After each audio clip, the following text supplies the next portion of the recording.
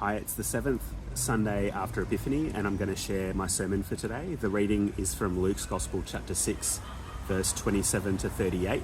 So feel free to pause the video and have a read of that and then start the video up again.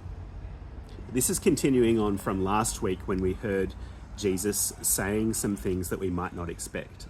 That the poor are blessed, that the hungry are blessed, that the people who are traumatized and grieving are blessed, that everyone who is persecuted for the sake of Jesus is blessed. And he said that God is going to reorder things, that God is going to level things out and reverse everything, that those who have it tough will have it good, and that those who have had it easy will be doing it tough. This sense that God is going to bless the poor and curse the rich, reversing fortunes, can give us the impression that there is not enough for everybody to have it good.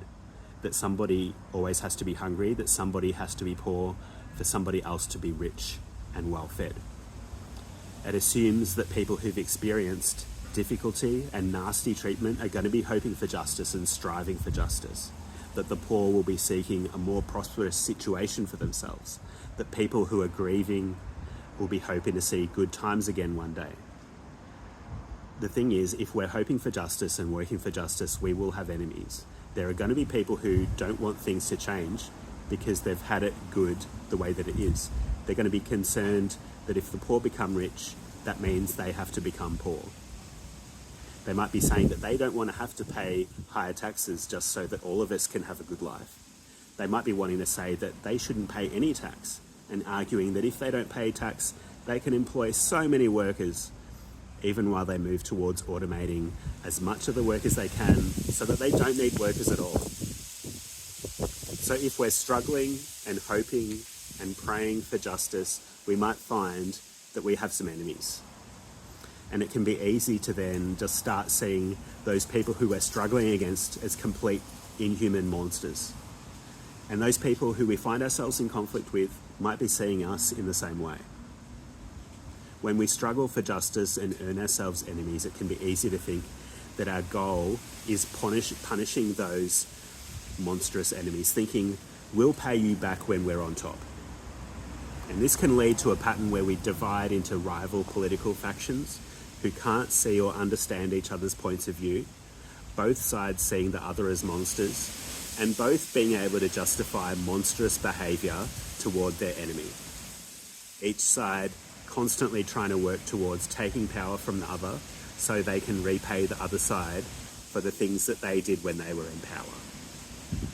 Jesus is saying that we should do something that changes our attitude. Pray for our enemies. We can't see them as monsters if we're opening our hearts to them and praying for them.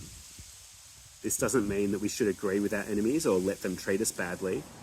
Jesus has just been saying whose side he is on.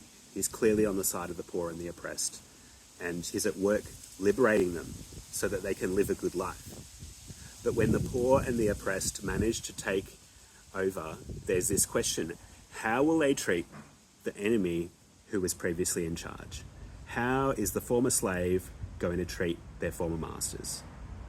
Will they pass on the same harsh treatment to their former rulers? When we have a sense that there's not enough for everyone and that somebody has to miss out, we end up stuck in this vicious cycle of fighting each other for what we need. And these are real needs. The need for food, the need for somewhere to live, the need for relief from suffering, the need for healing from trauma, the need for a good life.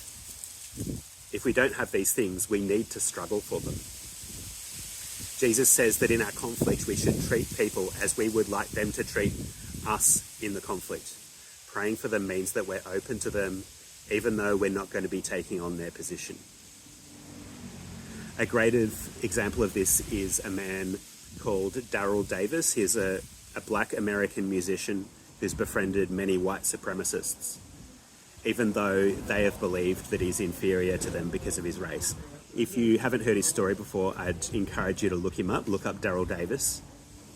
He's never agreed with their position, but he's sought to make friends with them, and in the process, he's led many members of the Ku Klux Klan to quit the organisation and to renounce their violent racism.